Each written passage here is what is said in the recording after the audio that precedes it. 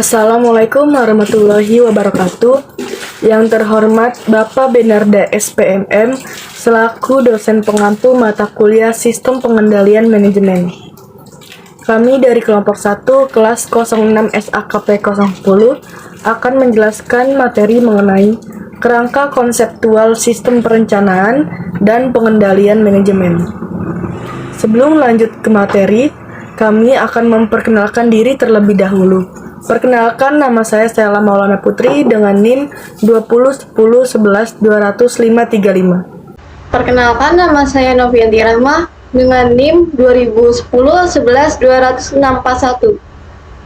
Perkenalkan, nama saya Saidatina Aisyah dengan NIM 201011120526. Baik, di sini saya akan menjelaskan pengertian dari konsep dasar kerangka konseptual perencanaan dan pengendalian manajemen. Konsep dasar kerangka konseptual perencanaan dan pengendalian manajemen yaitu ada 4. Yang pertama, kerangka konseptual. Definisi dan konsep dari kerangka konseptual Sugiono 2017 menyebutkan bahwa kerangka konseptual adalah suatu hubungan yang akan menghubungkan secara teoritis antara berbagai variabel penelitian. Di antaranya yaitu variabel terikat atau dependen dengan variabel bebas atau independen yang akan diukur atau diamati melalui proses penelitian yang akan dilaksanakan. Yang kedua yaitu ada perencanaan. Menurut Robbins dan Coulter yang dikutip dari buku pengantar manajemen oleh Ernie Trisnawati, perencanaan adalah sebuah proses yang dimulai dari penetapan tujuan organisasi. Namun dijelaskan oleh Suwarno Handayaningrat, perencanaan adalah usaha dasar dan pengambilan keputusan yang telah diperhitungkan secara matang tentang hal-hal yang akan dikerjakan di masa depan, di dalam dan oleh suatu organisasi untuk mencapai tujuan yang telah ditentukan sebelumnya.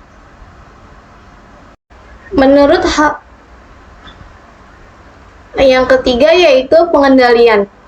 Menurut Harold Kohns, pengendalian adalah pengukuran dan perbaikan terhadap pelaksanaan kerja bawahan, agar rencana yang telah dibuat untuk mencapai tujuan perusahaan dapat diselenggarakan. Sedangkan secara umum pengendalian adalah proses untuk mengukur kinerja dan memastikan bahwa tindakan yang dilakukan berhasil mencapai tujuan yang telah ditentukan. Yang keempat yaitu manajemen. Manajemen dapat juga didefinisikan sebagai upaya perencanaan, pengorganisasian, dan pengontrolan sumber daya untuk mencapai sasaran secara efisien dan efektif. Banyak ahli yang mengemukakan pendapatnya mengenai definisi maupun konsep dari manajemen. Menurut Aswari mengatakan manajemen adalah kegiatan atau usaha yang dilakukan untuk mencapai tujuan dengan menggunakan mengkoordinasikan kegiatan orang lain. Selanjutnya yaitu ada definisi sistem perencanaan dan pengendalian manajemen. Sistem perencanaan dan pengendalian manajemen adalah sistem yang digunakan untuk merencanakan sasaran masa depan yang hendak dicapai oleh organisasi, merencanakan kegiatan untuk mencapai sasaran tersebut, serta mengimplementasikan dan memantau pelaksanaan rencana yang telah ditetapkan. Dari definisi tersebut, terdapat 3 kesimpulan, yaitu yang pertama ada perencanaan sasaran masa depan yang hendak dicapai. Yang kedua, perencanaan kegiatan untuk mencapai sasaran. Yang ketiga, pengimplementasian dan pemantauan pelaksanaan rencana. Kerangka konseptual perencanaan dan pengendalian manajemen. Menurut Siswanto, struktur organisasi menspesifikasikan pembagian kerja dan menunjukkan bagaimana fungsi atau aktivitas yang beraneka ragam yang dihubungkan sampai batas tertentu. Juga menunjukkan tingkat spesialisasi aktivitas kerja. Organisasi adalah sekumpulan orang yang memiliki kompetensi yang berbeda-beda, yang akan saling bergantung satu dengan yang lainnya, yang berusaha untuk mewujudkan kepentingan bersama mereka dengan memanfaatkan berbagai sumber daya. Organisasi harus melaksanakan 3 kegiatan utama, yaitu yang pertama ada mendesain produk dan jasa yang pas dengan kebutuhan customer. Yang kedua, memproduksi produk dan jasa secara cost efektif. Yang ketiga, memasarkan produk dan jasa tersebut secara efektif kepada customer. Selanjutnya, struktur-struktur organisasi dalam sistem perencanaan dan pengendalian manajemen. Yang pertama ada struktur organisasi fungsional. Dalam struktur organisasi fungsional ini, setiap manajer bertanggung jawab terhadap salah satu dari beberapa fungsi yang ada dalam organisasinya. Yang kedua, struktur organisasi divisional. Dalam struktur ini, manajer divisi dapat mengembangkan strategi bisnisnya masing-masing. Setiap divisi kemungkinan menghadapi persaingan yang berbeda dengan divisi lainnya. Yang ketiga, struktur organisasi matrik. Proyek adalah setiap tugas atau sekelompok tugas yang dilakukan dalam rangka mencapai sasaran tertentu. Manajer fungsional dan manajer proyek harus mampu mengkoordinasikan kegiatan fungsi-fungsi dengan proyek-proyek yang akan dilaksanakan, sehingga mencapai tujuan bersama. Selanjutnya yaitu ada bentuk organisasi garis. Yang pertama, paling atas ada direktur, lalu di bawah direktur ada kepala bagian produksi yang dibagi menjadi dua. Di sebelah kiri yaitu ada pekerja A dan pekerja B, lalu di sebelah kanan ada pekerja C dan pekerja D. Selanjutnya yaitu bentuk organisasi garis dan staf. Yang paling atas ada direktur utama, di bawahnya terdapat staf, di bawah direktur utama juga terdapat manajer produksi dan manajer pemasaran. Di bawah manajer produksi terdapat staf, unit A, unit B, dan unit C. Di bawah manajer pemasaran terdapat staf, unit D, unit E, dan unit F. Lalu selain itu, ada juga yang paling atas direktur utama, dan di bawah direktur utama terdapat direktur perencanaan, direktur teknik, dan direktur peralatan.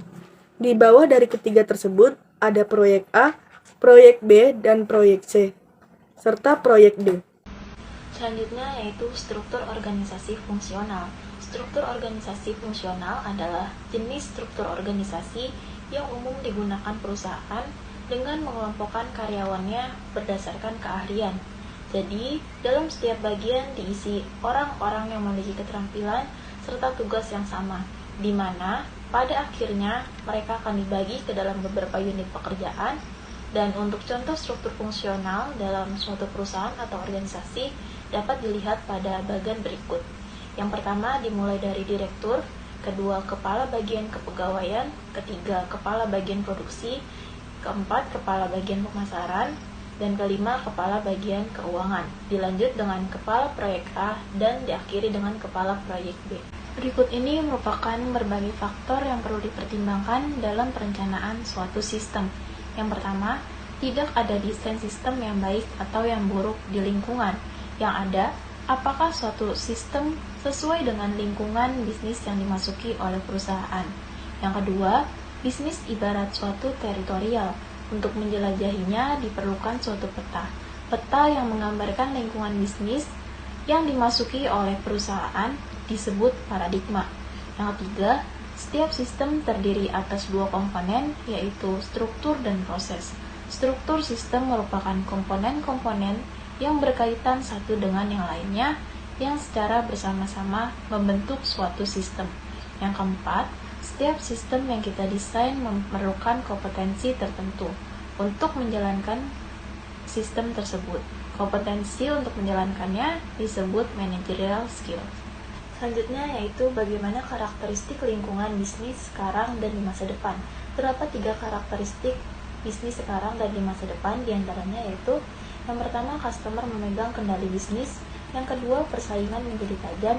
Yang ketiga, perubahan menjadi konstan, cepat, radikal, serentak, dan pervasif. Selanjutnya, paradigma. Lingkungan bisnis yang telah berubah tersebut memerlukan paradigma baru untuk menghadapinya. Paradigma sendiri adalah lensa yang kita gunakan untuk memandang dunia. Paradigma baru yang berkembang dalam manajemen untuk memasuki lingkungan bisnis global adalah yang pertama, customer value strategy, yang kedua, continuous improvement, dan yang ketiga, organizational system. Jadi, sistem pengendalian manajemen dalam suatu perusahaan sangat diperlukan karena dengan adanya sistem pengendalian manajemen, perusahaan akan lebih mudah dalam menghadapi berbagai perubahan-perubahan yang ada dalam dunia bisnis dan lainnya. Dengan demikian, roda suatu perusahaan dapat berjalan secara lebih efisien. Sekian penjelasan materi dari kelompok kami terkait kerangka konseptual sistem perencanaan dan pengendalian manajemen. Semoga materi yang kami sampaikan mudah dimengerti dan bermanfaat bagi kita semua. Mohon maaf apabila terdapat kekurangan dalam materi kelompok kami. Terima kasih. Assalamualaikum warahmatullahi wabarakatuh. Wassalamualaikum warahmatullahi wabarakatuh. Wassalamualaikum warahmatullahi wabarakatuh.